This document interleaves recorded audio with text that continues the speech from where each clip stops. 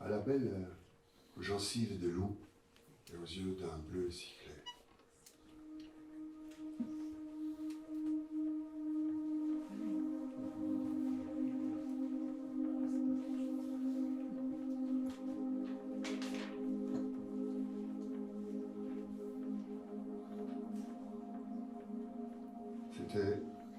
C'était dans le train qui s'en allait de Saint-Malo, je m'en souviens. Elle m'a souri à moi, oui. Des paroles semblaient provenir d'un visage d'ange dans la cabine d'un TGV. Tu as du courage de rester seul sous la pluie dans cette ville étrangère. Je vois, tu as rencontré ton destin. Je le sais, il s'approche de toi. Il s'approche de moi aussi. Et elle disait, tu vas goûter de ton mets favori, le pâté de maison, au halo de bitume. Elle s'est évanouie dans la nuit du départ. Le train a accéléré.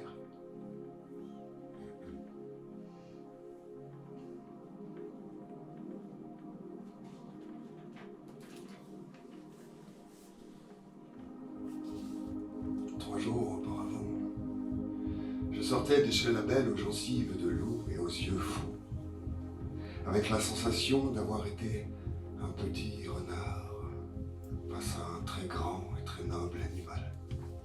Je n'avais pas encore reçu à l'époque le baiser de l'initiation sauvage.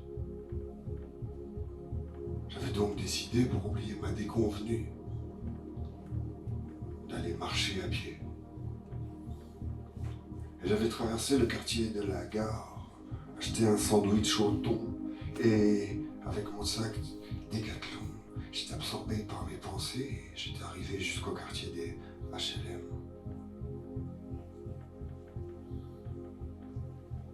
Et à la dernière station de métro, soudain, la campagne était apparue au détour d'une maison. Alors je m'étais engouffré dans l'inconnu.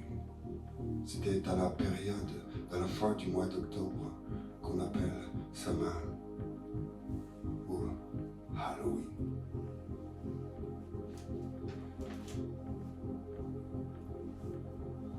J'avais un anorak comme seul duvet et je m'amoyote dans un talus pour éviter les machines écraseuses de mottes qui risquaient de croiser mon chemin. Cette contemplation première de la nuit, à la lumière des phares, dans le froid.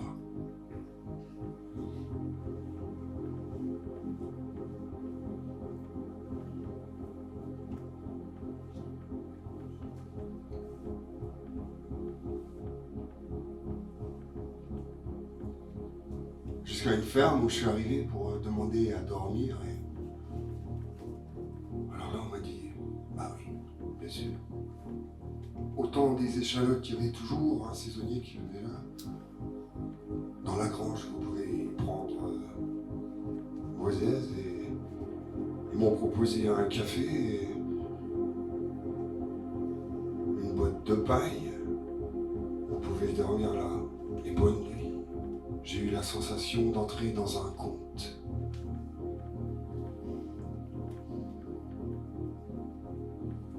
Ça arrive souvent. Et la nuit suivante, dans l'écurie humide d'un château, en me réveillant sous la lune, j'ai voulu m'enfuir par les champs à chevaux et j'ai heurté un fil électrique qui a fait flash dans ma tête. Décharge. Tu préviens toujours trop tard. On te pressent et tu nous déposes l'instant d'après, sans crier gare. Décharge.